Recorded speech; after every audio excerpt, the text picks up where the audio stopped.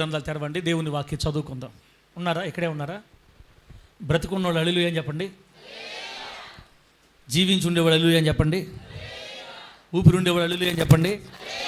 హల్లెలూయా. బయట అంతా ఈరోజు ఒక పండగ చేసుకుంటున్నారు. ఏం పండగ చెప్పండి ఈరోజు? ఎవరు చెప్పారు? ఇక్కడ చెప్పారే, మట్టల ఆదివారం. మట్టల ఆదివారం అంటారు మామూలుగా ఈరోజు. కొంతమంది కొన్ని చర్చిల్లో వాళ్ళు ఏం చేస్తారంటే ఈత మట్టలు తెచ్చుకొని ఆ ఈత మట్టలకి ఏం కుట్టుకొని పూలు కుట్టుకొని రోడ్ల మీద తిరుగుతూ ఉంటారు. ఈరోజు ఊరేగింపు చేస్తారనమాట. బిడ్డలారా, దాన్ని మట్టల ఆదివారం అంటారు. మనం మొదటి నుంచి పండుగలు చేసేవాళ్ళం కాదు కాబట్టి మీకు అలవాటు చేయలేను నేను అసలు అవన్నీ. మనం క్రిస్మస్ని వ్యతిరేకించిన వాళ్ళమే. మన చరిత్ర మామూలు చరిత్ర కాదు, వరల్డ్ రికార్డు మంది. ఎందుకులే పాత రోజులు జ్ఞాపకం చేసుకుంటే బాధ వస్తుంది. కాబట్టి క్రిస్మస్ ఏం వద్దన్న వాళ్ళు మీకు మట్టల ఆదివారం ఏం తెలుస్తుంది మీకు? అయితే మట్టల ఆదివారం అంటే ఏంది అంటే చిన్న మాట చెప్పి నేను వాక్యాలు తీసుకెళ్ళిపోతాను మిమ్మల్ని. ఈరోజు మట్టల ఆదివారం వాక్యమే చెప్తా మీకు. నెల్లూరులో లేదులే, మీకే. యేసుక్రీస్తు వారిని రేపు శుక్రవారం సిలువేస్తారు అనగా దాని ముందు ఆదివారం యేసుక్రీస్తు వారు గాడిద మీద వస్తాడు యెరూషలేములోకి. గాడిద ఎక్కి యెరూషలేములోకి వస్తాడనమాట. గాడిదల మీద తిరిగే వాళ్ళు ఎవరంటే రాజులు. ఆ రోజుల్లో రాజులకి గాడిదలు గుర్రాలు ఉంటాయి. యేసుక్రీస్తు వారు రాజులకు రాజుగా, యూదుల రాజు అనే పేరు తగినట్లుగా మొట్టమొదటిసారి అదే లాస్ట్ సారి కూడా, ఇంకా అదే ఫస్ట్ సారి, అదే లాస్ట్ సారి. యేసుక్రీస్తు వారు తన 33.5 సంవత్సరాల జీవితంలో 3.5 సంవత్సరాల సేవలో ఒకేసారి గాడిదని ఎక్కాడు అంతే. ఇక తన జీవితం అంతా కాలినడకతోనే సేవ చేశాడు. ఆయనకి మనలాగా కారులు లేవు, మనలాగా బైకులు లేవు, మనలాగా ఇంకేం లేవు చెప్పండి, సైకిళ్ళు లేవు, ఏమి లేవు. ఆయనకి పుట్టి పేదరికంలోనే పరిచయం చేశాడు, పేదరికంలోనే జీవించాడు. సరైన బట్టలు కూడా లేని పరిస్థితుల్లో సేవ చేశాడు అనమాట. బైబిల్ చెప్పింది ఎందుకు అంత దరిద్రుడిగా భూమి మీదకి వచ్చాడు దేవుడు అంటే మనల్ని ఆస్వాదించడానికి, మనల్ని గొప్పవారిగా చేయడానికి ఆయన ఈ భూలోకంలో దరిద్రుడిగా వచ్చాడని వాక్యాలు రాయబడింది. అంత పేదరికంలో యేసయ్య ఒకే ఒక్కసారి గాడిదని ఎక్కి యెరూషలేములోకి, అది కూడా పెద్ద దూరమేం కాదు, 3 కిలోమీటర్లు 2 కిలోమీటర్లు అంతే. ఒలీవల కొండ మీద దగ్గర నుంచి యెరూషలేములోకి ఎదురు కనబడతా ఉంటారు కొండ. నాకు తెలిసి మన మదిమాన సెంటర్లో ఏంది ఏ సెంటర్? మదిమాన సెంటరు. ఆ మదిమాన ఇంకా దగ్గరే, ఇక్కడి నుంచి అంత దూరం అనమాట. ఇంత దూరానికి దేని మీద పోయాడు? గాడిద మీద పోయాడు అనమాట. ఆ గాడిద కూడా ఆయనది కాదు. మీరు ఆ ఊర్లోకి బండి, అక్కడ గాడిద గట్టు ఉంటుంది, దాన్ని తీసుకురాని చెప్తే శిష్యులు పోయి గాడిద పిల్లని తీసుకొని వచ్చారు. ఆ గాడిద మీద ఎక్కి వెళ్తాడు. ఆయన ఆ విధంగా రాజు వలె గాడిద మీద ఎక్కి యెరూషలేములోకి వచ్చేటప్పుడు అనేక వందలాది మంది ప్రజలు ఆ గాడిద మీద వస్తున్న యేసుక్రీస్తు వారిని చూసి హోసన్నా, సర్వోన్నతుని దేవుని కుమారునికి జయం, హోసన్నా అని పాటలు పాడారు. రాజును కీర్తించినట్టు ఆనాటి ప్రజలు యేసయ్యని కీర్తించి పాడారు. ఆయన యెరూషలేములోనికి గాడిద మీద వచ్చాడనమాట. అలా వచ్చిన సందర్భాన్ని జ్ఞాపకం పురస్కరించు వచ్చేటప్పుడు యేసుక్రీస్తు వారు వస్తున్నారు కదా, వాళ్ళందరూ దుప్పట్లు పరిచారు కింద. ప్రజలందరూ కూడా వస్త్రాలు తెచ్చి కింద పడిచారు. ఆ గాడిద ఆ వస్త్రం నడుచుకుంటూ ఊర్లోకి వచ్చింది. కొంతమంది ఖర్జూర మట్టలు కొట్టుకొని ఆ ఖర్జూర మట్టలు తీసుకొని అలా హోసన్నా జయం, హోసన్నా సర్వోన్నతుని దేవుడు స్తుతింపబడును గాక, హోసన్నా అని పాటలు పాడతా ఆ మట్టలు ఊపతా. బిడ్డలారా, అది జరిగిన రోజు అన్నమాట ఈరోజు. అంటే ఈరోజు యేసుక్రీస్తు వారు అలా కీర్తించబడతా యెరూషలేములోకి వచ్చాడు గాడిదని ఎక్కి. నేరుగా మందిరం దగ్గర దిగాడు, సొలొమోను గారి మందిరం దగ్గర దిగాడు అనమాట. ఆయన అలా గాడిద మీద ఎక్కి వచ్చిన రోజుని పురస్కరించుకొని ఈ పండగ చేసుకుంటారు క్రైస్తవులు. సార్ దానికి కూడా పండగ చేయాలా? చేస్తామంతే, మా ఇష్టం అది. సరే, ఇప్పుడు యేసుక్రీస్తు వారిని ఊరేగించారు. ఇప్పుడు మనం ఈత మట్లకి పూలు కుట్టుకొని తిరగడం వల్ల ఎవరు మారుతారు చెప్పండి? అట్టని తిరిగే వాళ్ళు మనం ఏం అనకూడదు, మనకు అనవసరం. వాళ్ళు ఏమైనా చేసుకొని ఏమైనా తిరగడం మనకు అవసరం లేదు. మనం వద్దనుకున్నాము, వేరే వాళ్ళు మనం ఎగతాలు చేసిన అవసరం లే. తిరగడం ద్వారా అలా మనం ఊరేగింపుగా చేయడం ద్వారా అంత ఉపయోగం ఉండకపోవచ్చు, కానీ ఆ యేసుక్రీస్తు వారి గాడిదని ఎక్కి వచ్చిన ఈ రోజుని పురస్కరించుకొని ఒక మంచి వర్తమానం మనం విన్నాం ఈరోజు. దేవునికి స్తోత్రం కలుగును గాక. గట్టిగా చెప్పండి హల్లెలూయా. అందుకే దీన్ని ఏమంటారంటే మట్టల ఆదివారం, పామ్ సండే అంటారు. మట్టలు అంటే ఖర్జూరు మట్టలు అని అర్థం. పామ్ ట్రీ అంటే ఖర్జూరు చెట్టు. మనకు ఖర్జూరు చెట్లు లేవు కాబట్టి మనకే చెట్టు పెడతాం. మనమే చెట్టు కొట్టుకొచ్చుకుంటాము. ఏస్ చెట్లు కొట్టుకొచ్చుకుంటారు మన వాళ్ళు. నిన్న భలే బిజీగా ఉంటారు అందరు. ఏస్ చెట్లు ఎక్కడ ఉంటాయి ఎత్తుక్కుపోయి అడవుల్లోకి పోయి యవనస్తులు అయితే ఆ మట్టలు కొట్టుకొని వచ్చి పిల్లలందరికీ ఇచ్చి మన ముత్తుకూరు కూడా 2 చెట్లు తిరుగుతూ ఉంటాయి. చూసాను నేను ఒకసారి. దేవుడి దయ వల్ల ఈత మట్టలు బాధ లేదు, మనకి పూలు బాధ లేదు. మందిరంకి వచ్చామా, ప్రార్థన చేసుకున్నామా, వాక్యం విన్నామా, వెళ్ళామా. దేవుని నామానికి మహిమ కలుగును గాక. కానీ క్రిస్మస్ రోజు మాత్రం మీరు ఎవరు స్టారులు పెట్టట్లా. అది కూడా నా నడకేలే, నేను నేర్పించిందే. కొంతమంది దాన్ని గట్టిగా పట్టుకొని మేము మొదటి నుంచి ఏది తాగామో అదే ఉంటాం. మనకెందుకు వచ్చిన బాధలు? కానీ అట్లా ఉండబాకండి. చేయాల్సిన వాటిని మనం చేయాలి. అదొక్కటే మనకు ఉండేది. సర్వలోకానికి రక్షణ వార్త ప్రకటించింది నక్షత్రం ద్వారా దేవుడు కాబట్టి మనం చేయాలా. ఆ సమయంలో మనం మాట్లాడుకుందాంలే బిడ్డలారా. ఇది మట్టల ఆదివారం యొక్క సందర్భం అనమాట. ఇప్పుడు నేను మిమ్మల్ని వాక్యాలు తీసుకుపోతా చూడండి. ఇప్పుడు దీన్ని మార్కు సువార్త 11వ అధ్యాయం, మార్కు సువార్త 11వ అధ్యాయం 1వ వచనం నుండి 10వ వచనం వరకు చదివితే అక్కడ ఈ సందర్భం, ఇప్పుడు మనం చెప్పుకున్న సందర్భం అంతా ఉంటుంది అనమాట. మార్కు సువార్త జీవనం ఏ సువార్త? మార్కు సువార్త 11వ అధ్యాయం 1 నుంచి 10వ వచనం దాకా. జీవన్ వచ్చినాడే, వచ్చిన తమ్ముడా జీవన్ వచ్చి వదిలేసి వెళ్ళాడా? ఆ జీవన్ కాదు, మన ఇంద్రమ కాలనీ గొల్లవీధి కాలనీ జీవన్ వస్తా బైక్లో వస్తున్నాడు ఇందాక. సరే రైట్. మార్కు సువార్త 11వ అధ్యాయం 1 నుంచి. వారు యెరూషలేమునకు సమీపించి ఒలీవల కొండ దగ్గర ఉన్న బేతనియా అను గ్రామములకు వచ్చినప్పుడు ఆయన తన శిష్యులలో 2 చూచి, మీ ఎదుట ఉన్న గ్రామమునకు వెళ్ళుడి, అందులో మీరు ప్రవేశింపగానే కట్టబడి ఉన్న ఒక గాడిద పిల్ల కనబడును, దాని మీద ఏ మనుషుడును ఎప్పుడునూ కూర్చుండలేదు, దానిని విప్పి తోలుకొని రండి. ఎవడైనాను మీరెందుకు ఇలాగు చేయుచున్నారని మిమ్మును అడిగిన ఎడల అది ప్రభువునకు కావలసి ఉన్నదని చెప్పుడి. తక్షణమే అతడు దానిని ఇక్కడికి తోలి పంపునని చెప్పి వారిని పంపెను. 4వ వచనం. వారు వెళ్ళగా వీధిలో ఇంటి బయట తలవాకిట కట్టబడి ఉన్న గాడిద పిల్ల ఒకటి వారికి కనబడెను. దానిని విప్పుచుండగా అక్కడ నిలిచి ఉన్న వారిలో కొందరు, మీరేమి చేయుచున్నారు, గాడిద పిల్లను ఎందుకు విప్పుచున్నారు అని వారిని అడిగిరి.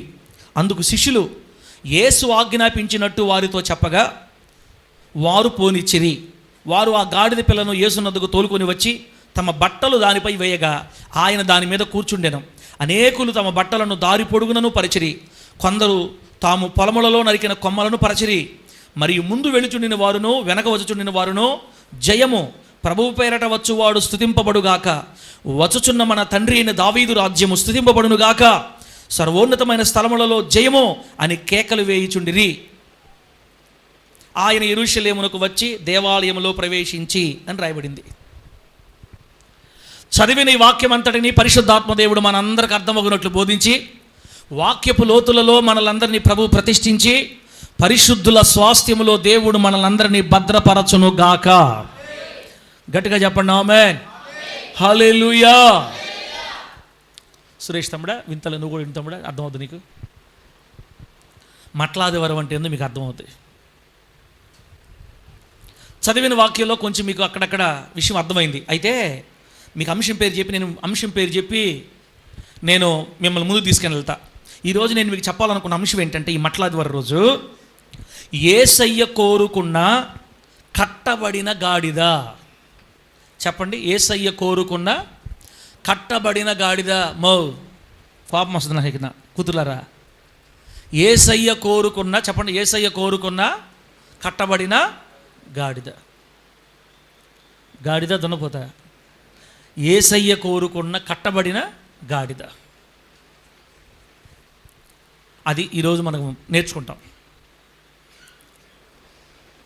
యేసు ప్రభు వారి జీవితంలో ఏది జరిగినా మనకు పండగే. ఈరోజే మనకు పండగ కాదు, ఇంకా మీకు చాలా ఉన్నాయి తెలియని, చాలా పండగలు ఉన్నాయి మనకు కాదులే. ఇప్పుడు క్రైస్తవుల్లోనే కొన్ని శాఖలు ఉన్నాయమ్మా. మీకు ఇవన్నీ తెలియదు, నేను చెప్పలేదు ఎప్పుడు, మీకు అంత అవగాహన లేదు కాబట్టి. క్రైస్తవులు అని పిలిచే వాళ్ళల్లో చాలా శాఖలు ఉన్నాయి.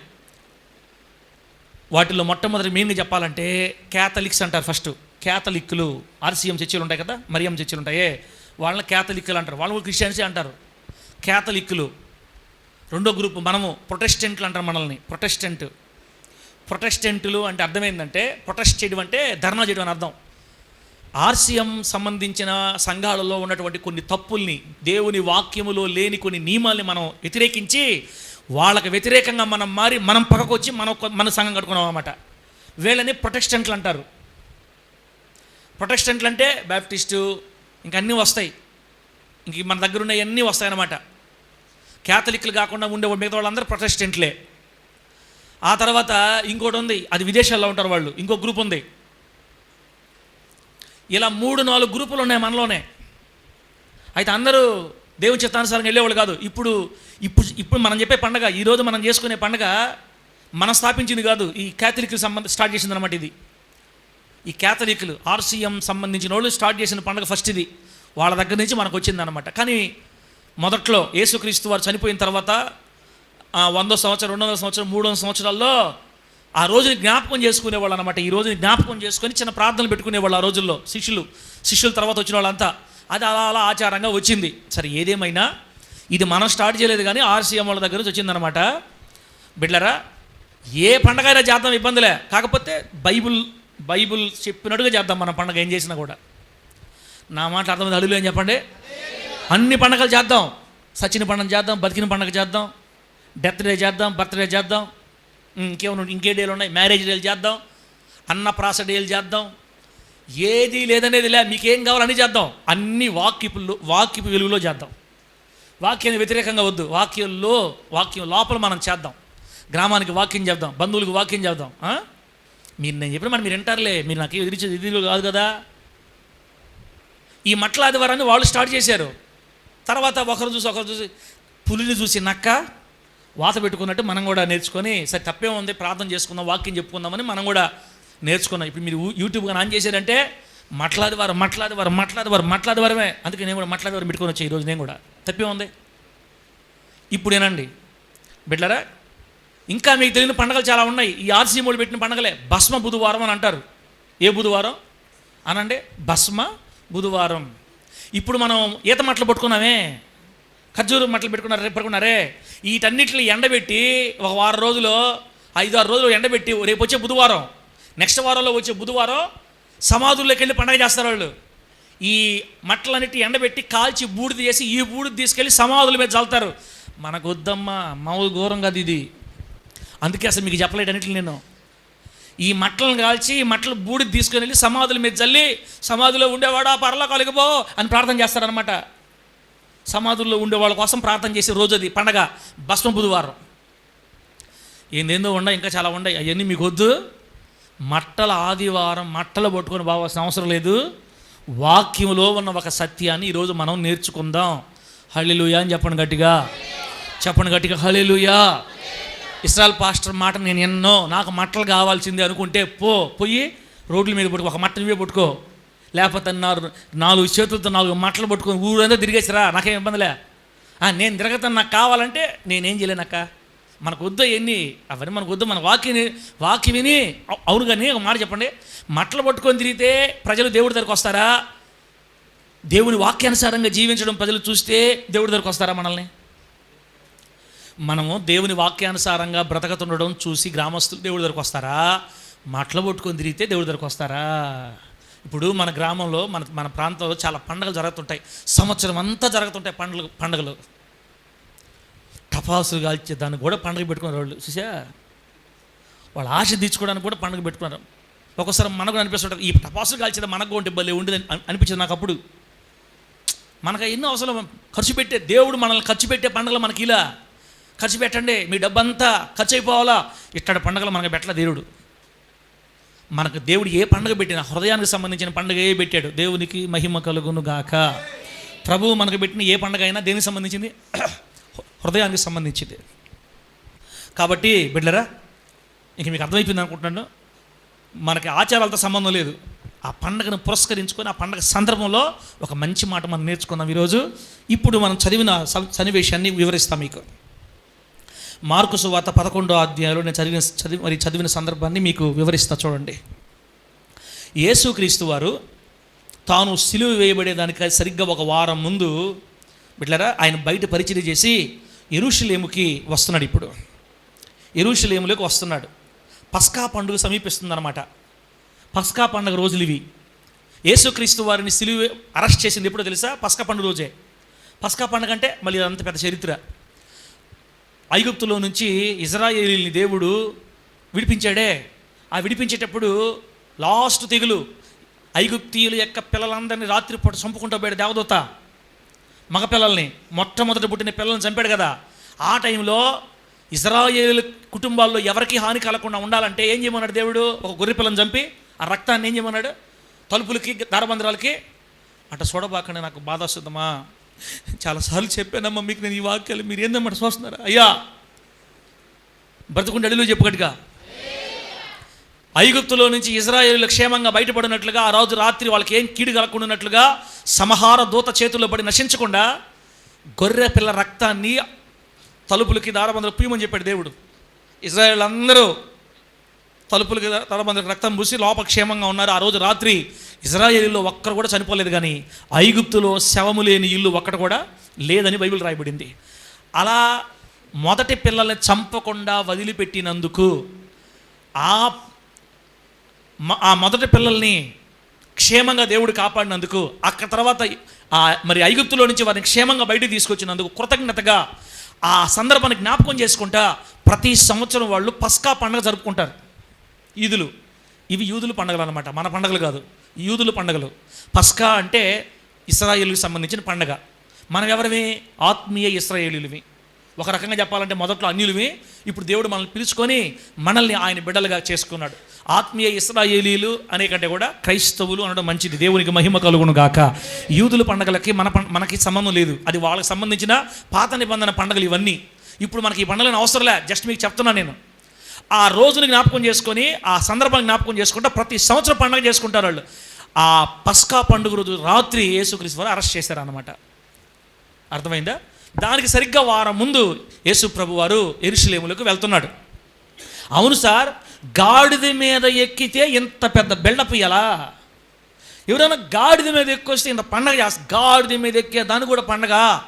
బిడ్డలారా, ఇది ఎందుకు పండగగా మారిందంటే, యేసుక్రీస్తు వారు ఆ విధంగా యెరూషలేములోకి గాడిదనెక్కి వస్తాడని యేసుక్రీస్తు వారి కంటే ముందు 700 సంవత్సరాల క్రితమే దేవుడు ప్రవచనం చెప్పించాడు అనమాట. 800 సంవత్సరాల క్రితమో? హలో, 800 సంవత్సరాల క్రితమో? 700 సంవత్సరాల క్రితం యేసు ప్రభు వారు భూమి మీద పుట్టక మునిపే 700 సంవత్సరాల ముందు నీ రాజు గాడిదనెక్కి వస్తాడు నీ దగ్గరకని జకర్యా ప్రవక్త ద్వారా ప్రవచనం చెప్పించాడు దేవుడు. ఆ ప్రవచన నెరవేర్పే యేసుక్రీస్తు వారు ఈరోజు నెరవేర్చాడు. దేవుడికి స్తోత్రం కలుగును గాక. ప్రవచనము నెరవేరింది కాబట్టి ఒక పండగగా మారింది ఇది. మీరు నమ్మరా? జకర్యా గ్రంథం తీయండి. జకర్యా గ్రంథం 9వ అధ్యాయం 9వ వచనం. అక్కడ ఉంది ఈ బిడ్డలారా ఇది ప్రవచనం.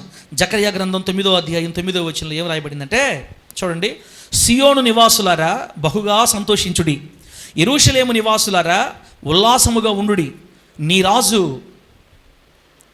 నీతిపరుడును రక్షణ గలవాడును దీనుడునై, నీ రాజు నీతిపరుడును రక్షణ గలవాడును దీనుడునై గాడిదను గాడిద పిల్లను ఎక్కి నీ యొద్దకు వచ్చుచున్నాడు అని రాశాడు. అని దేవుడు జకర్యా పాస్టర్ గారి ద్వారా ప్రవచనం చెప్పించాడు. యేసుక్రీస్తు వారి కంటే ముందే 700 సంవత్సరాల క్రితం చెప్పించాడు అన్నమాట.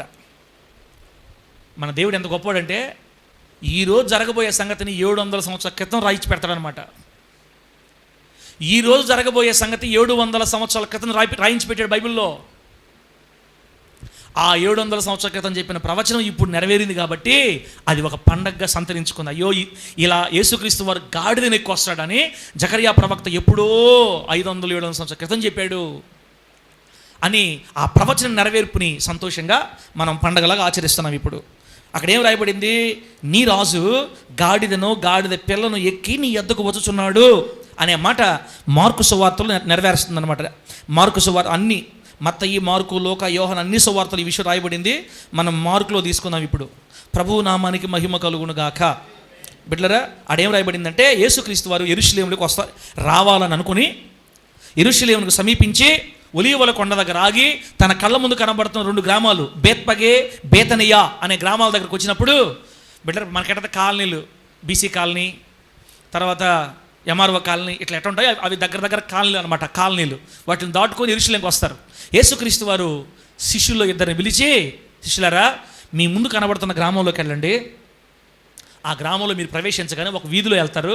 ఆ వీధిలో మీరు వెళ్ళేటప్పుడు ఒక ఇంటి వాకిట్లో గాడిద పిల్ల కట్టబడి ఉంటుంది. గాడిద పిల్ల అంటే మరీ పిల్ల అనుకోబాకండి, గాడిదే. అయితే ఆ గాడిద మీద ఇంకా ఎవరు ఎక్కలేదని రాయబడింది బైబిల్లో. ఎవరు ఎక్కని, అంతవరకు దాని మీద ఎవరు ఎక్కలేదు బిడ్డరా. ఇంకా దాన్ని ఇంకా వాడాలి దాన్ని. అంతవరకు ఎవరు కూర్చోలే దాని మీద. కాబట్టి అది గాడిద పిల్ల అని రాయించాడు. ఒక గాడిద ఇంటి ముందు కట్టుంటారు. మీరు వెళ్ళి ఆ గాడిద విప్పుకొని నా దగ్గరికి తీసుకురండి. చెప్పండి అమ్మా, ఆ గాడిద పిల్ల నా దగ్గరికి తీసుకురండి. మీరు ఇప్పేటప్పుడు కొంతమంది అడుగుతారు, ఏమయ్యా ఏం చేస్తారు మీరు, మెంటలు మీకు ఏమన్నా, ఎందుకు చెప్తున్నదానే అని అడుగుతారు. ఒకటే మాట చెప్పండి, ఇది ప్రభువు కావాలంట అని చెప్పండి. ఎవరికి కావాలి? ప్రభువు కావాలంట అని చెప్పండి. వాళ్ళు అప్పుడు పంపిస్తారు. పోయి తీసుకురండి అని శిష్యుల్ని పంపించాడు యేసుక్రీస్తు వారు. బిడ్డలారా, బయలుదేరి యేసుప్రభు వారు చెప్పినట్లుగా ముందున్న గ్రామంలోకి వెళితే ఆ వీధిలో యేసుప్రభు వారు చెప్పినట్టుగానే ఒక ఇంటి ముందు గాడిద కట్టబడి ఉంది. ఆ గాడిదని విప్పతా ఉన్నప్పుడు యేసుప్రభు చెప్పినట్టుగానే అడిగారు ఆయన్ని, వాళ్ళని, ఏయ్ ఎందుకు మీరు విప్పుతున్నారు? ప్రభువు కావాలంటయ్యా, బోధకుడు కావాలంట. ఓ అవునా, అట తీసుకెళ్ళి పంపించారు. ఆ గాడిదని తీసుకొని యేసు ప్రభు దగ్గరకు రాగానే అక్కడ ఉన్న కొందరు మనుషులు తమ దగ్గర ఉన్న దుప్పట్లు తీసి, వస్త్రాలు తీసి గాడిద మీద వేశారు. ఆ గాడిద మీద వేయగానే యేసుక్రీస్తు వారు గాడిద మీద ఎక్కి కూర్చున్నాడు. దేవునికి స్తోత్రం కలుగును గాక. చెప్పను గట్టిగా హల్లెలూయా. సృష్టిని సృష్టించిన సృష్టికర్త తాను సృష్టించిన గాడిద మీద కూర్చున్నాడు. ఇప్పుడు ఆ గాడిదని పట్టుకొని తీసుకెళ్తున్నారు, కొండ దిగుతున్నారు. ఇప్పుడు ఒలీవల కొండ మీద నుంచి యెరూషలేము తీసుకెళ్తున్నారు. ఆయన ఆ గాడిద మీద కూర్చోగానే అప్పటికప్పటికే విశ్వాసులకు సంతోషం వచ్చేసింది. ఏమా, విశ్వాసులకి ఏమొచ్చేసింది? సంతోషం వచ్చేసింది. ఆ సంతోషం రాగానే టకటకటక వెళ్ళి ఆ చుట్టుపక్కల ఉన్న ఏ చెట్లు అయ్యే ఖర్జూర చెట్లు ఎక్కువ కదా ఆ దేశంలో, పక్కనే ఉన్నటువంటి ఖర్జూర పంటలు ఇరిచి టకటక కొట్టి చేతులతో పట్టుకొని కేకలేస్తున్నారు. ప్రభువు పేరట వచ్చువాడు స్తుతింపబడును గాక, హోసన్న జయం, ఇశ్రాయేలు దేవునికి జయం, హోసన్న జయం, ప్రభు పేరట వచ్చువాడు అని పాటలు పాడుతున్నారు. పాటలు పాడుకుంటా తర్వాత కొంతమంది ఏం చేస్తున్నారంటే వాళ్ళ దగ్గర ఉన్న బట్టలు తీసి పరస్తా ఉన్నారు. అంత నుంచి ఎంత దూరం పరుస్తున్నారు. గాడిద ముందుకు వస్తే మళ్ళీ అవి తీసి ముందుకేస్తున్నారు. అలా యెరూషలేముకి వచ్చిన దాకా ఆ గాడిద ముందు బట్టలు పరుస్తూ ఉంటే ఆ గాడిద బట్టల మీద వస్తూ ఉంది. అలా యేసు ప్రభు వారిని 2 కిలోమీటర్లు 3 కిలోమీటర్ల దూరం యెరూషలేము లోపలికి తీసుకొని వచ్చారు పాటలు పాడతా. బిడ్డలారా, సరిగ్గా జకర్యా గ్రంథంలో ప్రవచించిన ఆ ప్రవచనం ఈరోజు అక్షరాల యెరూషలేములో నెరవేరింది. దేవునికి మహిమ కలుగును గాక. ప్రవచన నెరవేర్పు. ఆయన యెరూషలేములోనికి ప్రవేశించాడు. మందిరం దగ్గరకు వచ్చి గాడిద దిగి ఆయన మందిరంలోకి వెళ్ళినట్టుగా రాయబడింది. బిడ్డలారా, ఇది ఆ రోజు జరిగిన సంగతి అన్నమాట. దీనిలో నుంచి అనేక దైవజనులు అనేక రకాల వర్తమానాలు చెప్తుంటారు.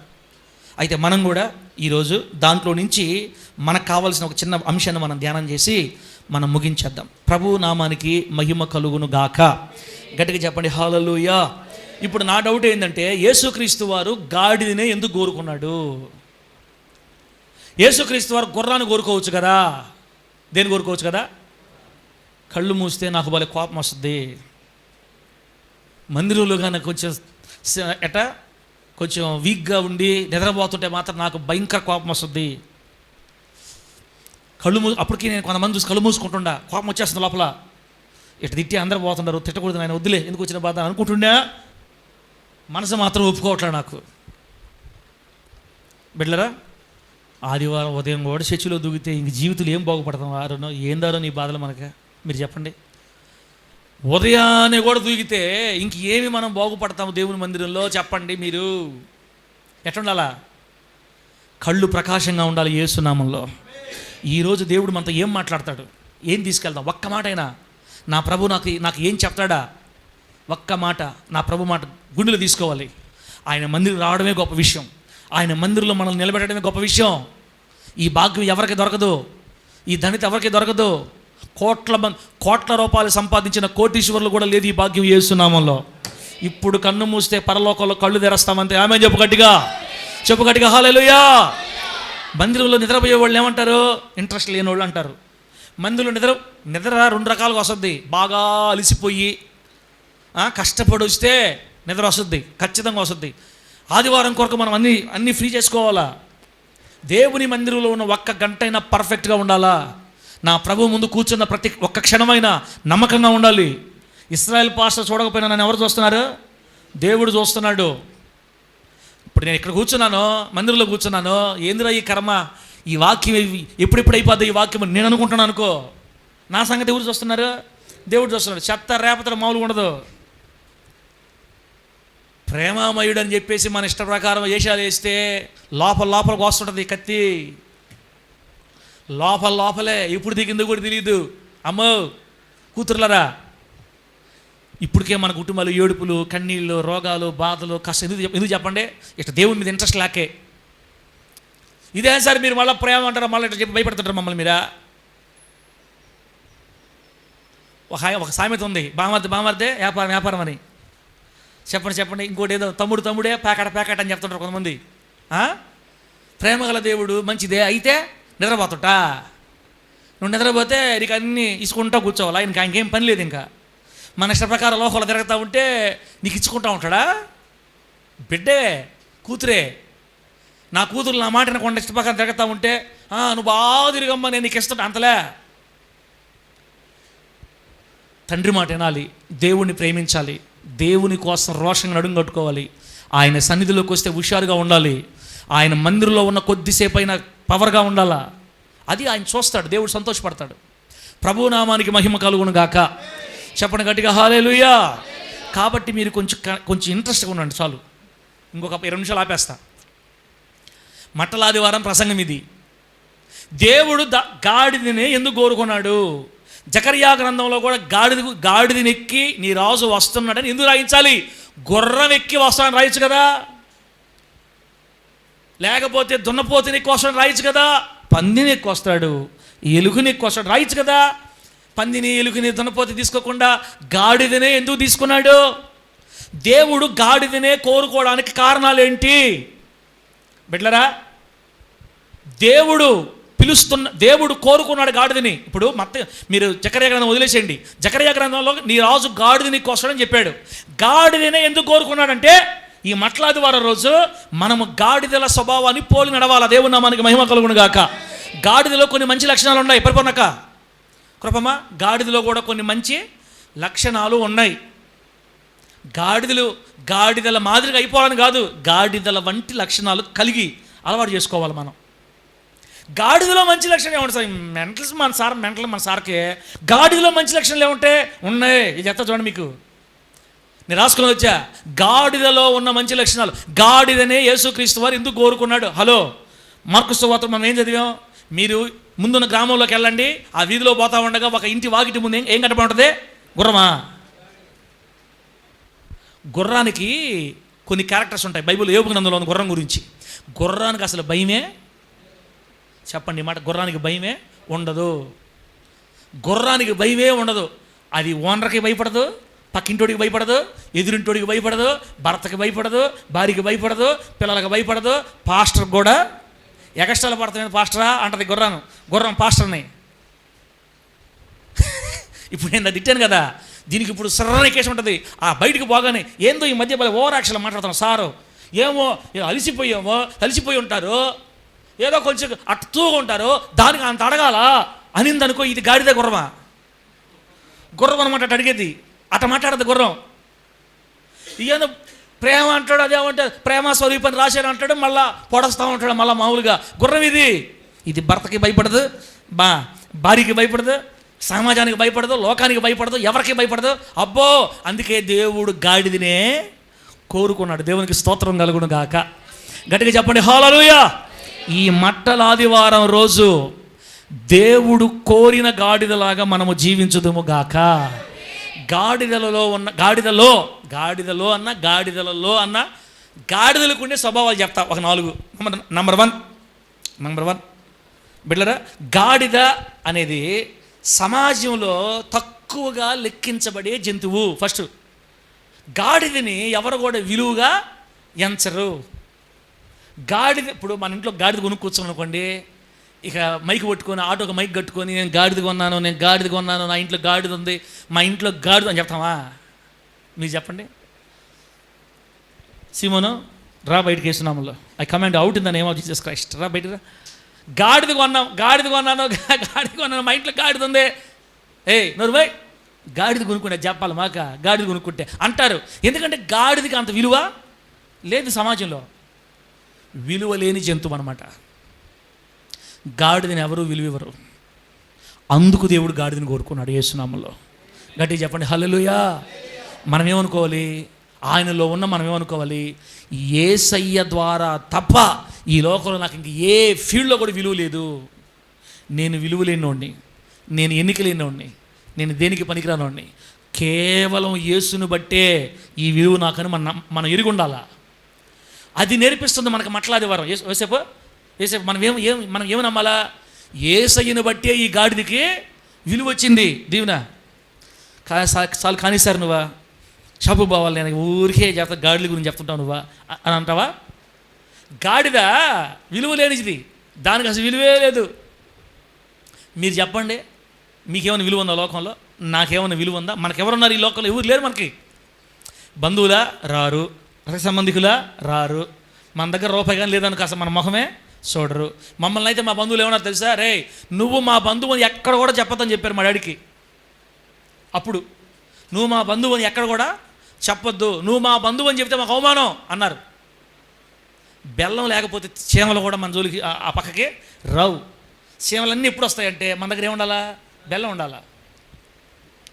మనుషుల సంబంధాలు అట్ట అయిపోయినాయి ఎక్కువగా. మ్యాక్సిమం ఇప్పుడు డబ్బును బట్టే విలువిస్తున్నారు.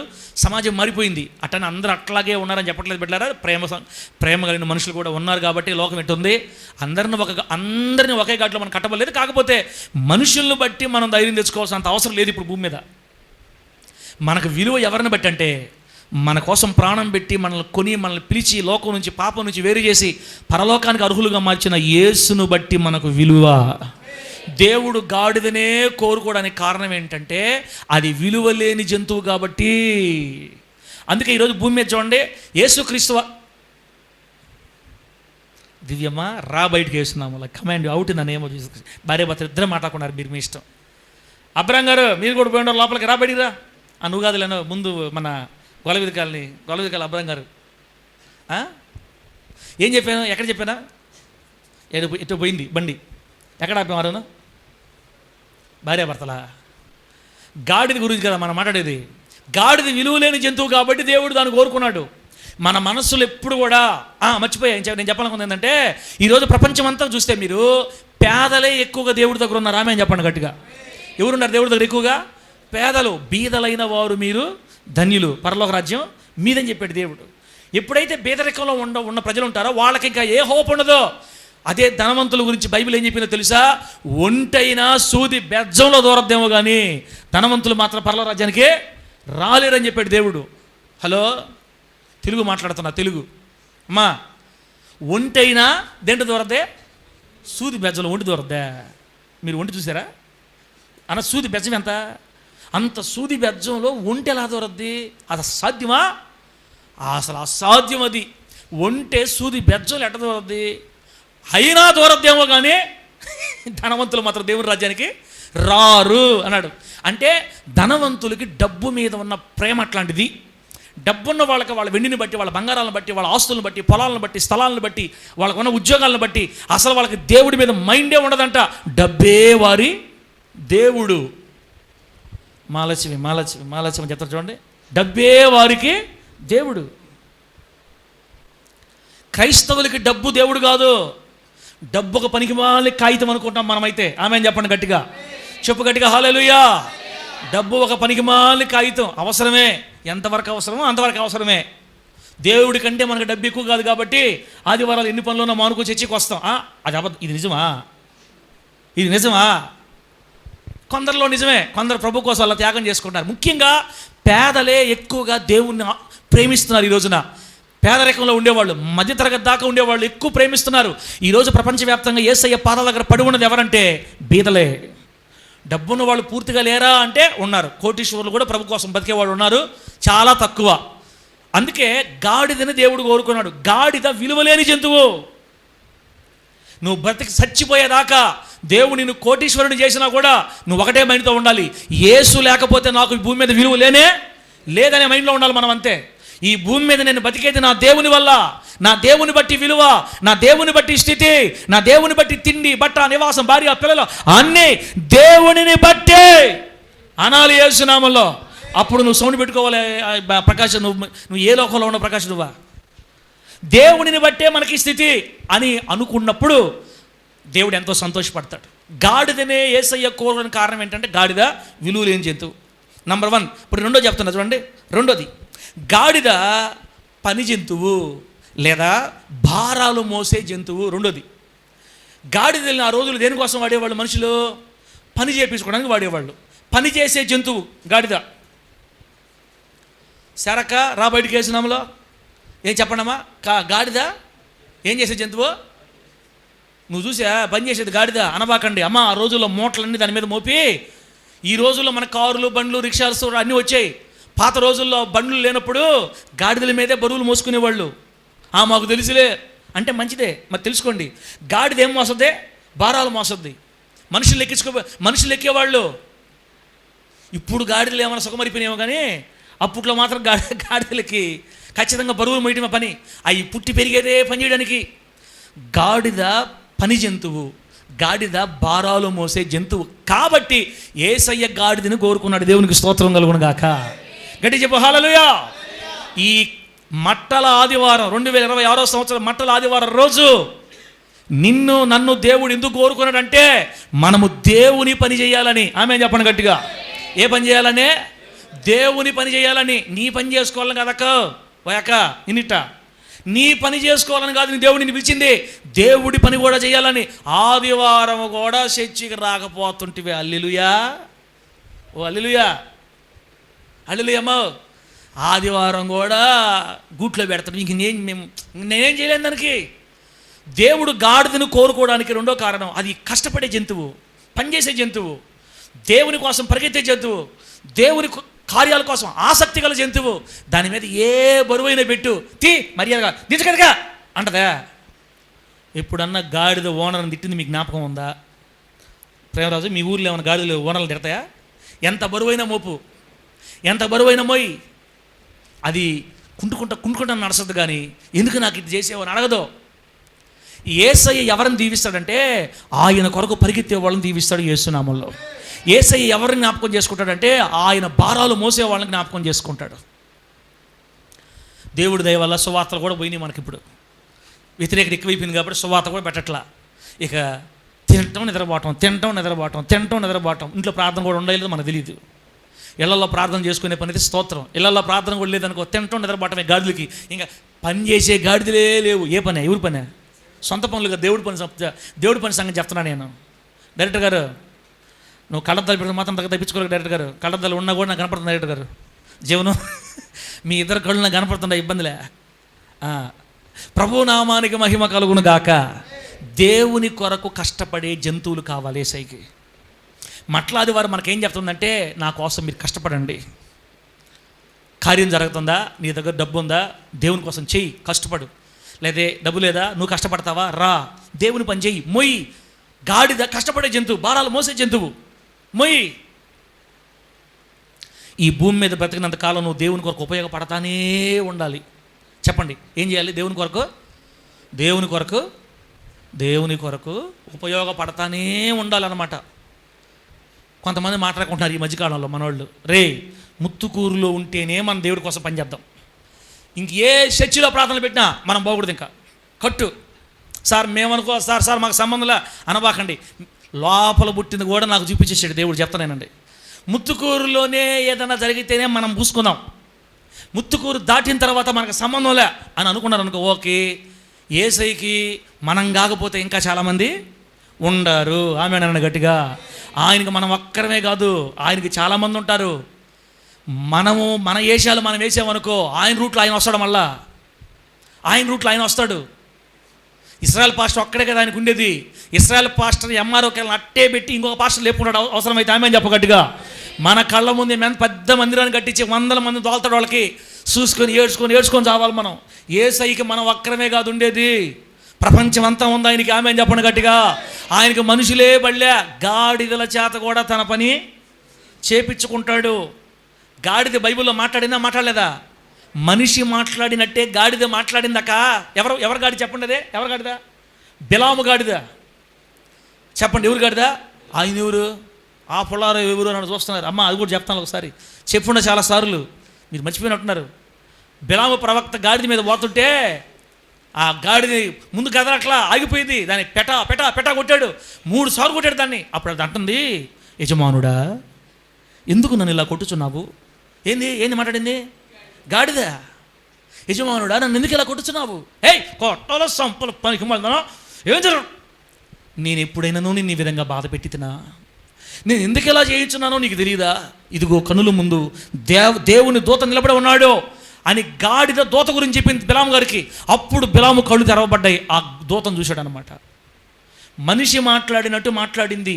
ఏదే అవసరమైతే కుక్కను పెట్టుకుని ఆయన పని చేయించుకుంటారు. జాగ్రత్త. ముతుకూరులోనే మనం చేద్దాం అనుకుంటే సృష్టించబడ్డ వాడికి నీకంత జ్ఞానం ఉంటే సృష్టించినోడికి ఎంత ఉండాలా? దేవుని పని దొరకటమే మహాభాగ్యం అనుకుని పరిగెత్తాలి యేసయ్య కోసం. గుర్తుపెట్టుకోండి, ఒక మాట చెప్తున్నా మీకు. పని దొరకటమే మహాభాగ్యం. బిడ్డలారా, మనం అలా ఉండాలి, దేవుని కోసం అలా ఉండాలి. ఆయన పని ఎక్కడ నేను చేయగలిగే పని అక్కడ ఉందనుకుంటే పరిగెత్తిపోవాలి యేసునామములో, అంతే. అలా ఉండాలి తలే మనం. యేసయ్య గాడిదని ఎందుకు కోరుకున్నాడంటే కష్టపడే జంతువు కాబట్టి. కొన్ని మాటలు చెప్పే గాడిదలు ఉంటాయి. దీవునక్క శాంతక్క, ఏ గాడిదలు ఉంటాయి? చేసేద్దాం సార్, దుమ్ము రేవదాం సార్, నరికేద్దాం సార్, పొడి చేద్దాం సార్, దాన్ని అట చేద్దాం సార్, దాన్ని ఇట్టకోద్దాం సార్, అన్ని మాటలే. ఈ గాడి కష్టపడదు. ఈ గాడిద అన్ని మాటలు చెప్తుంటుంది. చూసారా సార్ మనల్ని గాడిద అంటున్నాడు. చూసారా మీరా? ఏనండి, ఇస్రాయల్ సార్ మనల్ని పాస్టర్ గారు గాడిద అంటున్నాడు. మనం అందరం గాడిదలు వెళ్ళమ్మా. నేను పాస్టర్ గాడిదని, మీరు విశ్వాస గాడిదలు. అన్ని మాటలు గాడిదలే, మాటలు చెప్పే గాడిదలే. కొన్ని గాడిదలు అయితే నోరు కూడా తెరవనే, అవునంటే ఏమంటాడో కాదంటే ఏమంటాడో ఏదైనా చెప్పేస్తే మనం నోరు తీసి ఏమన్నా మాట అన్నాం అనుకో, మళ్ళీ మన మీద ఆశ పెట్టుకుంటాడు సారు.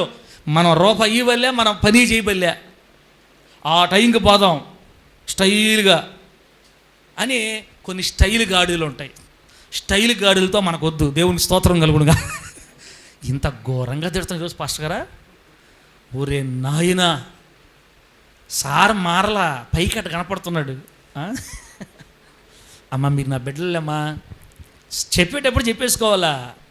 ఏమో నేనే ఒక స్టైల్ గాడిదనేమో, నాకేం తెలుసా? ఎవరు స్టైల్ గాడిదలో, ఎవరు మాటల గాడిదలో, ఎవరు కష్టపడే గాడిదలో, ఎవరు పరిగెత్తే గాడిదలో, ఎవరు దేవుని భారాలు మోసే గాడిదలో లెక్కంతా దేవుడి దగ్గర ఉంది. గట్టి చెప్పు హల్లెలూయా. ఎవరు దేవుని కోసం ఖర్చు పెట్టే గాడిదలో అంతా లెక్క దేవుడి దగ్గర ఉంది. రేపు మనం పరలోకానికి వెళ్ళినప్పుడు, జీవ గ్రంథం ఇప్పినప్పుడు మన చరిత్ర చిట్టా అంతా బయటకు వస్తుంది యేసునామంలో. నువ్వు ప్రభు నమ్ముకున్న రోజు నుంచి సచ్చే రోజు దాకా నువ్వు యేసయ్య కొరకు ఎక్కడ కష్టపడ్డావో, ఎలా పని చేసావో, ఏమేమి చేసావో మొత్తం లెక్కలో తీస్తాడు దేవుడు. దానిని బట్టి నీకు బహుమతులు ఉంటాయి పరలోక రాజ్యంలో. దేవునికి స్తోత్రం కలుగును గాక. అందుకనే దేవుని కోసం కష్టపడేటప్పుడు ఇస్రాయల్ పాస్టర్ మా గురించి మైకుల్లో చెప్పట్లేదు, ఇస్రాయల్ పాస్టర్ మమ్మల్ని పిలవట్లేదు, ఇస్రాయల్ పాస్టర్ మా గురించి చెప్పట్లేదు, అసలు మమ్మల్ని వదిలేసాడు. కాబట్టి మనం ఎందుకు దేవుడు పని చేయాలా? చేసుకునే వాళ్ళు చేసుకుంటారులే, చేసినంత కాలం చేసాం, ఇంకా ఆ తర్వాత ఇప్పుడు చేయకపోతే ఏం పెద్ద తలకాయి, మన లేకపోతే జరిగిపోతుందిలే, అసలు మనకి విలువ లేనప్పుడు మనం ఎందుకు చేయాలా? ఇవన్నీ చేసుకుని ఆపుకున్నామంటే నీకే నష్టం వస్తుంది రేపు. అమ్మా ప్రజతమ్మా, నీకే నష్టం వస్తుంది రేపు. మనం దేవుడిచ్చిన పనిని చిన్నదైనా పెద్దదైనా పరిగెత్తి యేసయ్య కోసం కష్టపడితే అప్పుడు దేవుడు నిన్ను పిలుచుకుంటాడు, కోరుకుంటాడు, వాడుకుంటాడు, యేసు నామములో దీవిస్తాడు, అంతే. ఆమె చెప్పడు గట్టిగా, గట్టి చెప్పు హల్లెలూయా. దేవుడు గాడిదను కోరుకోవడానికి రెండో కారణం ఏంది? కష్టపడే జంతువు కాబట్టి. 3 రాసుకో వెలిసిన, 3ది రాసుకో. గాడిద, దేవుడు గాడిదను కోరుకోవడానికి 3వ కారణం ఏంటంటే గాడిద సాధు జంతువు. ఏ జంతువు? సాధు జంతువు. అంటే అర్థం ఏంటంటే ఎవరికి హాని చెయ్యని జంతువు అని అర్థం.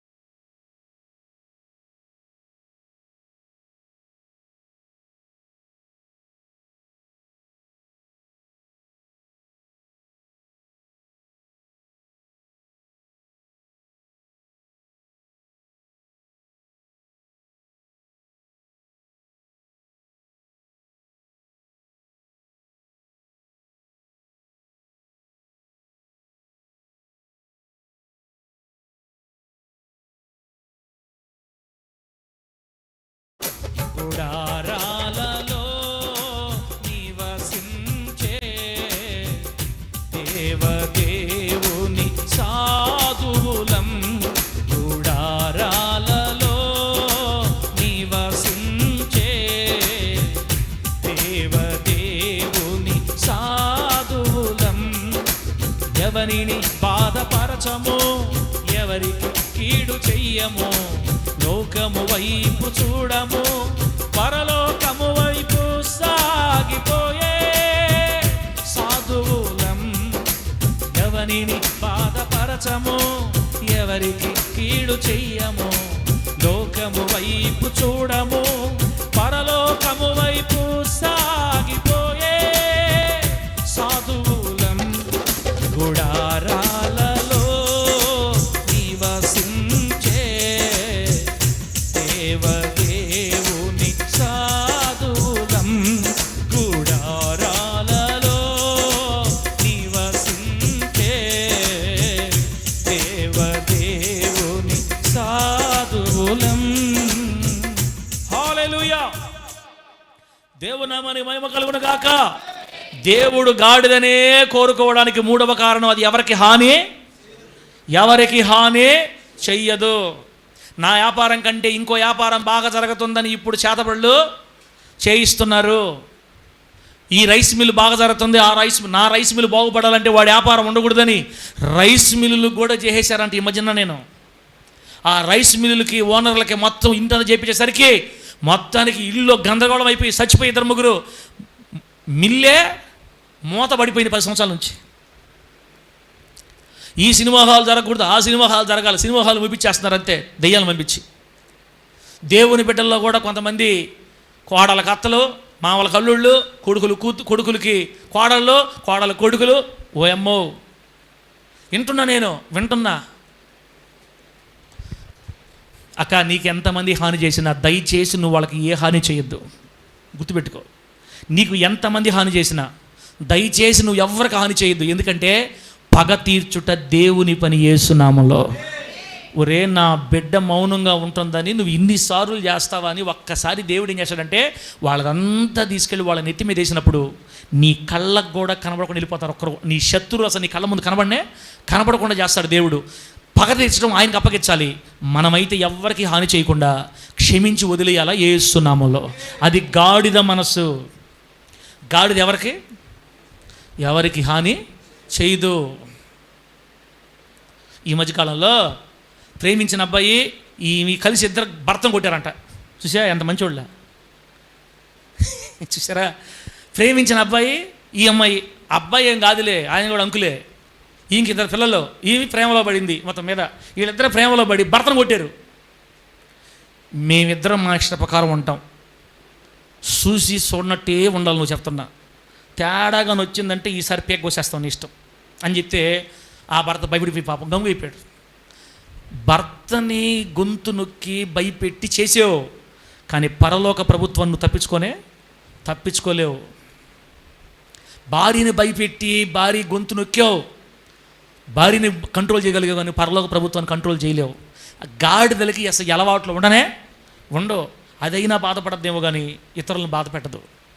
ఎంత బరువులు మోపినా మౌనంగా సైలెంట్గా పనిచేస్తుంది. నన్నేంది నీళ్ళు పోయమంటున్నాడు సారు, నీళ్ళు క్యాన్లు తెమ్మంటున్నాడు, ఏంది ఎటకన పడుతున్నా కంటికి.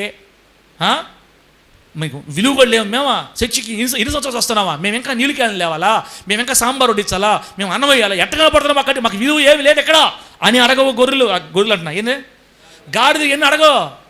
గాడిదకి ఒకటే తెలుసు, బరువు మోపితే మర్యాదగా పోతుంటుంది ముందుకి. ఆమె చెప్పండి గట్టిగా.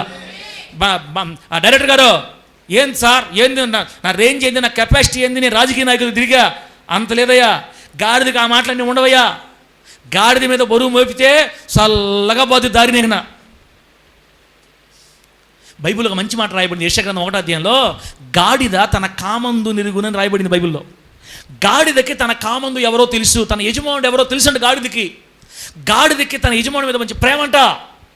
మరి మనమేమో ఏమన్నా తేడా వచ్చిందంటే ప్రేమరాజు ఇక ఓనర్ని తిట్టడమే, ఓనర్ని యజమాని తిట్టుకోవటమే, లాస్ట్కి దేవుని కూడా తిట్టడమే. ఏంది నా కర్మ, దేవుడు ఉన్నాడు అసలు, ఉంటే నా బతుకెట్ ఎందుకు ఉంటుంది అక్క. అలా అడిగేవాళ్ళు గాడిదలు కాదు. దేవుడు మట్లాది వారం రోజు గాడిదనే కోరుకోవడానికి మూడో కారణం ఏంటంటే అది ఎవరికి హాని చెయ్యని సాధు జంతువు. దేవునికి స్తోత్రం కలుగును గాక. గట్టిగా చెప్పండి హల్లెలూయా. నాలుగోది పెట్టారా? 2 మాటలు చెప్పిన ప్రార్థన చేస్తా, అయిపోయింది, టైం అయిపోయింది. 2 మాటలు చెప్పి ప్రార్థన చేస్తా. నాలుగోది, దేవుడు గాడిదనే కోరుకోవడానికి 4వ కారణం ఏంటంటే గాడిద బలహీనమైన జంతువు. ఏనుగు బలమైందా, గాడిద బలమైందా? మర్యాదగా చెప్పండి. ఏనుగు బలమైందా, గాడిద బలమైందా? ఏనుగు కాలు ఎత్తుగానే మన గుడి మీద పెట్టిందంటే థ్యాంక్ యూ, భలే పెట్టేవు, తల మీద కూడా పెట్టు అంటామా? ఒక్కసారిగా ఎత్తి కొట్టిందంటే హల్లెలూయా పరదేశులమో కాదు పరదేశులం. ఒక్కసారి దొక్కిందంటే 2 కాళ్ళు పైకి ఎత్తకే అది కొట్టిందనుకో. ఏనుగు దాడిలో మృతి అని చూస్తాం మనం కదా. ఏనుగు ఊరి మీదకి వచ్చి అసలు లారీలే పడేస్తాముడా. నేను ఒకసారి చూసాను వీడియోలో, లారీని తొండంతో నెట్టిందనుకో, లారీ పడిపోద్ది. చూసి దానికి ఎట్లుంటుంది మనిషి కుంకంలాగా. అదే గాడిద. గుర్రంతో గాడితో పోల్చండి మీరు. కాదు, ఏనుగుతో పోలిస్తే గాడిద బలహీనమైన జంతువు. గుర్రంతో పోలిస్తే గుర్రం ఎట్ట పరిగిస్తుందనా? గుర్రం ఎట్ట పరిగిస్తుంది? అబ్రాహ్మణ, మీ ఊర్లో గుర్రం ఎట్ట పరిగిస్తుంది? ముందే మనకు ఆశలు ఉన్నాయి గుర్రం ఎక్కాలని. ఇప్పుడు గుర్రం పక్కన గాడిద పెట్టండి, 2 ఒకటే నడిపిస్తాయా, పరిగిస్తాయా? ఈ మనిషికి ఆయాసం ఎక్కువ. కొంచెం దూరంగానే పోయిందంటే ఈ మనిషి గుర్రం బావ ఆగు, ఏంది నువ్వు ఇట్లా పరిగిస్తావు? ఆగు, నేను పరిగెత్తలే గుర్రం బావ ఆగా. ఏయ్, పరిగెత్తడం నా జన్మ హక్కు, వస్తారా పోతే పో, వెళ్ళిపోద్ది. అడ్రస్ లేకుండా ఈ మనిషి వచ్చే పరిగెత్తేదనో అనేది ఆగేది. ఈ మనిషి బరువులు మేయడానికి తప్పదే పనికిరాదు. పరుగులు పరిగెత్తలేదు. దేని బలహీనమైన జంతువు గాడిద. బిడ్డలారా, గాడిద బలహీనమైన జంతువు అన్న పదానికి మనం ఏం తీసుకోవాలంటే గాడిదకి గర్వం ఉండదు. బలమైన జంతువులకు గర్వం ఉంటుంది. బలం లేని జంతువు గర్వం ఎందుకు ఉంటుందనా? బలము లేని జంతువులకు గర్వం ఉండదు. గాడిద గర్వము లేని జంతువు. గుర్రానికి తన వేగాన్ని బట్టి గర్వం. ఆమె చెప్పండి గట్టిగా. గుర్రానికి దేని బట్టి గర్వం? తన వేగాన్ని బట్టి. యుద్ధంలో తను పరిగెస్తుంటే యుద్ధంలో ఆ కేకలు బట్టి గర్విస్తుంది అది. గుర్రానికి గర్వం ఉందని బైబిల్లో రాయబడింది, కానీ గాడిదకి మాత్రం గర్వం లేదు. అదొక పనికిరాని పనికిమాలిన విలువలేని బలహీనమైన జంతువు. ఏ వ్యక్తికైతే గర్వం ఉండదో ఆ వ్యక్తినే దేవుడు వాడుకుంటాడు యేసునామంలో. ఆయన మందిరంలో మరణం వరకు నిలిచి ఉండాలంటే గర్వం ఉండకూడదు మనకి. ఒకప్పుడు మనం ఎక్కడున్నాం తమ్ముడా? తాగి రోడ్ల మీద పడిపోయిన వాళ్ళమి. ఈరోజు ఎక్కడున్నావు? నడిపిస్తున్నావేడా? ఒకరోజు నీ స్థితి ఏంది? భార్యని, భర్తలు, పిల్లల్ని కొట్టి రోడ్ల మీద వేసి అవమానంగా వీడు చచ్చిపోతే బాగుండని భార్య అనింది నిన్ను. ఊరంతా నీకు చెడ్డ పేరు. ఒరేయ్, కుక్క బతుకుతుంది నువ్వు అన్నారు మనల్ని. ఒకప్పుడు పనికిరాని స్థితిలో, అవమానకరమైన పరిస్థితి. ఈరోజు పాట పాడే దగ్గర నిలబడి బలిపీఠం నిలబడి పాటలు పాడుతున్నావు కదా. ఇది దేవుడిచ్చాడు ఇలేదా? నీకు దేవుడు ఇచ్చాడు ఇలేదా? ఏందని చెప్తున్నావు, చూస్తున్నావు? దేవుడిచ్చిన భాగ్యం ఇది. ఈ విలువ నీకు అర్థం కావట్లా. నువ్వు దీన్ని ఇలాగే కాపాడుకున్నావంటే సమాజంలో కూడా నీ గౌరవం అసలు తెలుసున్నావు. ఆమె అని చెప్పు గట్టిగా. ఎక్కడో పనికిరాని స్థితిలో జీవోత్సవాలుగా పడి ఉన్న శాడిస్టిక్ జీవితాలు జీవిస్తున్న మనల్ని అందరినీ దేవుడు పిలుచుకొని కడిగి, మురికిని కడిగి, పవిత్రపరిచి, రక్షణ ఇచ్చి, మైకులు పట్టుకొని పాటలు పాడేటట్లుగా, నడిపించేటట్లుగా దేవుడు మనల్ని చేస్తే మైకు చేతిలోకి రాగానే గర్వం వచ్చేస్తుంది. ఎందుకని? మైకు చేతిలో రాగానే మారిపోతుంది. ఎందుకని? మైండ్. నిన్ను పిలిచింది మైకా దేవుడా?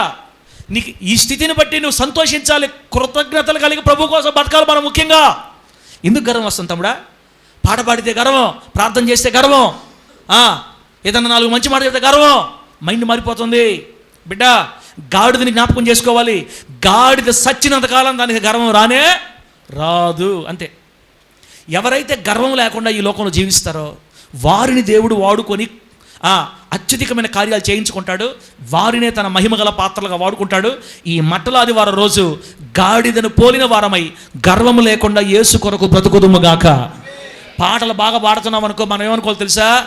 దేవుని దయ. ఆమె నన్ను గట్టిగా.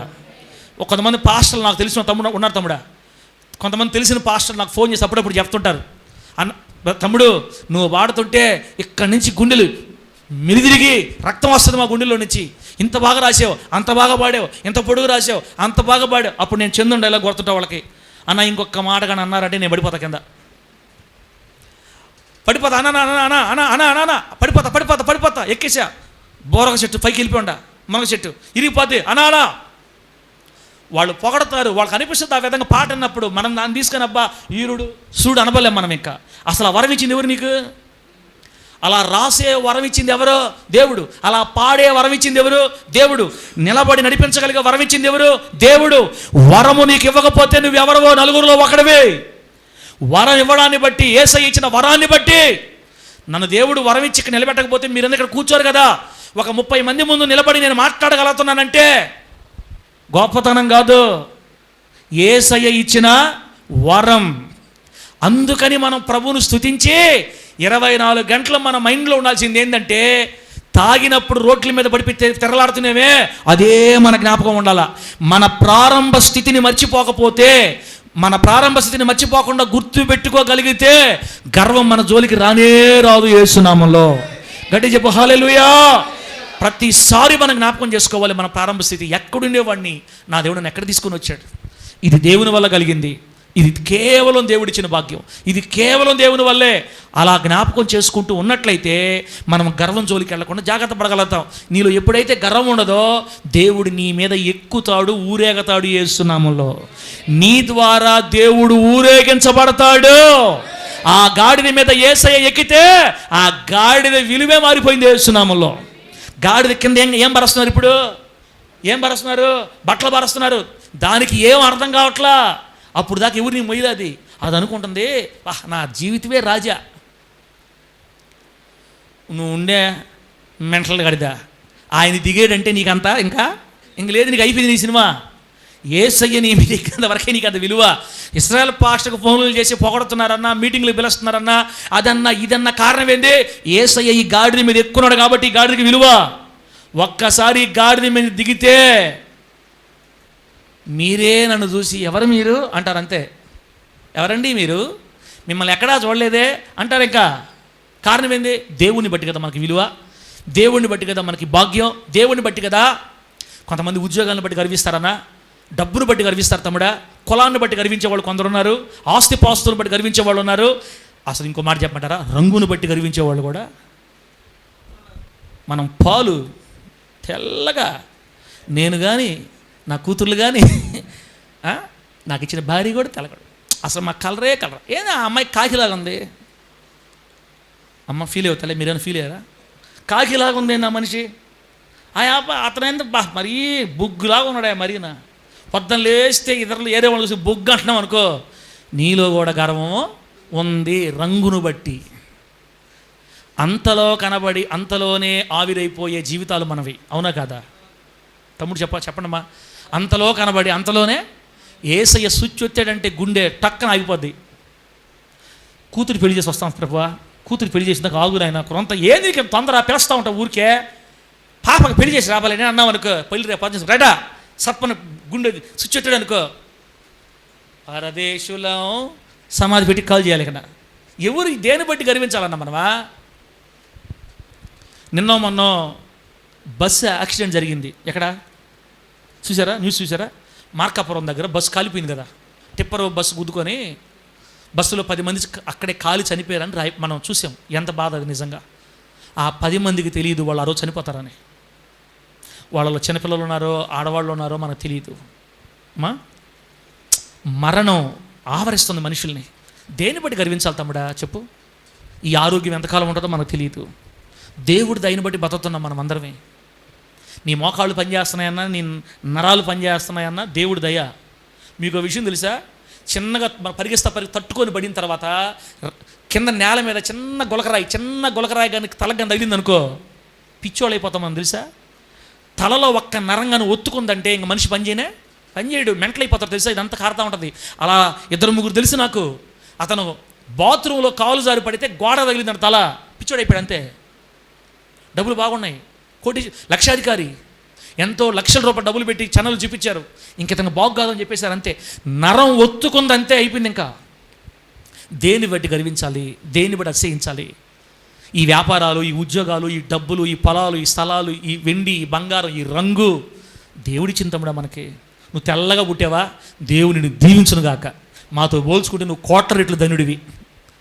మేమంతా ఒకటే కలరు, మా రంగుకి ఎండలో పోయినా ఏం ప్రాబ్లం లేదు. మాకు ఆమె చెప్పండి గట్టిగా. ఎంత ఎండ వస్తే అంత షైనింగ్ వస్తుంటాం మేము. తెల్లోళ్ళే ఎండకపోతే నలిగిపోతుంటారు, నలుపు తిరిగిపోతారు ఎండకు పోయి. తెల్లోళ్ళే కాస్త జాగ్రత్తగా ఉండాలా. మా కలరు ఎండలో పొయ్యే కొలిది ఏందే సిమోను షైనింగ్ వస్తుంటాం మనం. ఎంత ఎండకపోతే అంత షైనింగ్. బ్లాక్ అంటే ఎవరుకున్నారు మీరు? ఎగతాలు చేసి చేసుకోండి. తెల్లగా పుట్టావా, పిల్లలు తెల్లగా పుట్టారా, బాగా సంతోషంగా ఉంటుంది. దేవా నేను చెప్తుంటా, నా దేవుడు చెప్తుంటా అప్పుడప్పుడు, ప్రభువా నాకు తెల్లని కూతుర్లు ఇచ్చావు, నీకు స్తోత్రం అని చెప్తుంటా. అంతే, అంతవరకే. ఇంకా నా కూతురు తెల్లగా ఉండారు. మా డాడీకి థ్యాంక్స్ చెప్పాలి నేను ఈ విషయంలో. నా దగ్గర నుంచి, నా కొడుకుల తర్వాత నుంచి నా తరం మారిపోవాలా, అందరు తెల్లగా వచ్చాను కోరుకున్నాడు ఆయన. మా డాడీ కోరికంట అది. అందుకని ఎతికి చేశాడు కోడలను, తెల్లవాళ్ళని. ఆయన ఆశ తీరిపోయింది. ఇద్దరు కొడుకులకి తెల్లగా దిగేసేసినాము అందరూ. అంతే, ఆమె చెప్పండి గట్టిగా. సేవకులు కోరిక కూడా దేవుడు తీర్చాడు. ఇప్పుడు అందుని బట్టి నా కూతుర్లు నేను నల్లగా ఉన్నా, తెల్లగా ఉన్నా అవసరమా? ఇప్పుడు దేని చేసి సాధించాలి ఇప్పుడు నేను తెల్లగా ఉంటే? గర్వము లేని జంతువు గాడిద. అందుకే దేవుడు గాడిదని కోరుకున్నాడు. బిడ్డలారా, లాస్ట్ మాట గాడిద లోబడే జంతువు కాబట్టి దేవుడు గాడిదని కోరుకున్నాడు. గాడిద లోబడే జంతువు. అబ్రాహ్మణ, గాడిద ఏ జంతువు? ఏదో ఒకటి కానీ అంటావా? గాడిద లోబడే జంతువు. ఎందుకు చెప్పాను మొత్తం ఇప్పుడు మీకు 5 చెప్పా. ఫస్ట్ది, గాడిదని దేవుడు కోరుకోవడానికి మొదటి కారణం అది విలువ లేని జంతువు. 2, గాడిద కష్టపడే జంతువు. 3, ఎవరికి హాని చేయని సాధు జంతువు. 4, గర్వము లేని బలహీనమైన జంతువు. 5, వినయ విధేయతలు కలిగిన లోబడే జంతువు. మట్లాది వారం రోజు ఇంతకంటే మంచి వాక్యం కావాలి తమ్ముడు మనకే? ఇంతకంటే మంచి వాక్యం కావాలా? ఈ 5 క్యారెక్టర్లు ఎవరిలైతే ఉంటాయో వాళ్ళ మీద దేవుడు ఎక్కి ఊరేగతాడు యేసు నామములో. వాళ్ళని దేవుడు తన పని కోసం వాడుకుంటాడు. ఆమె చెప్పు గట్టిగా. వాళ్ళని దేవుడు ఘనపరుస్తాడు, వాళ్ళని దేవుడు ఆశీర్వదిస్తాడు, వాళ్ళని దేవుడు లేవనెత్తుతాడు, వాళ్ళని దేవుడు వాడుకుంటాడు యేసు నామములో. హల్లెలూయా. దేవుడు ఘనమైన కార్యాలు చేసి ఆ బిడ్డల్ని వాడుకుంటాడు. అంతే. నువ్వు లోబడే బిడ్డవే, నువ్వు ఎదురు తిరిగే బిడ్డవే. గాడిదలాగా లోబడుతున్నావా? వినయ విధేయతలు కలిగి ఉన్నావా? లేకపోతే వాక్యం అయిపోయిన వెంటనే అట్ట అనుకుంటున్నావా? కష్టం లేదక్క, నాకు నష్టం లేదక్క, నేను నీ తండ్రిగా చెప్పాల్సిన 4 మాటలు చెప్పేస్తా. నేను మీ గురించి ఏం చెప్పాలనుకుంటే దేవుడి దగ్గర చెప్పడమే. మిమ్మల్ని ఎవరిని అడగను నేను. ఇంకా మీరు బాగుపడాలని, మీరు దీవించబడాలని, మీరు ఆస్వాదించబడాలని మీ తండ్రిగా నాకు కోరుకుంది. దేవునిగా మీ పట్ల ఆయన ఉద్దేశం ఉంది. ఈ మట్టల ఆదివారం రోజు లోబడే వ్యక్తులంగా మనం తీర్మానం చేసుకొని వెళదాం మందిరంలో నుంచి. దేవుని స్తోత్రం కలుగును గాక. చెప్పండి గట్టిగా హల్లెలూయా. గాడిద వలె యేసయ్యకు లోబడుదుము గాక, గాడిద వలె దైవజనులకు లోబడుదుము గాక, గాడిద వలె భర్తకి, గాడిద వలె భార్యకి లోబడుదుము గాక, గాడిద వలె తల్లిదండ్రులకు లోబడుదుము గాక, గాడిద వలె సమాజంలో వినయ విధేయతలు కలిగి బ్రతుకుదుము గాక. ఆమేన్. లోబడాలి. అబ్రాహ్మణ నేను వరిగొండ రాగానే కారు ఆగానే పరిగెత్తుకుంటూ వచ్చి కారు డోర్ తీస్తున్నాడు. ఇప్పుడు భలే సంతోషంగా ఉంది నాకు. కొడుకుని దేవుడు ఇచ్చాడు కాబట్టి కారు డోర్లు కూడా తీస్తున్నారు. ఇన్ని రోజులు ఎప్పుడు దాకా తీయాలి డోర్? మా అబ్రాహ్మణ ఎప్పుడు దాకా తీయాలా? అబ్రాహ్మణ చచ్చిపోయేదా తీయాలి డోర్ వేసి నామలు. అంతే. హల్లెలూయా చెప్పండి గట్టిగా.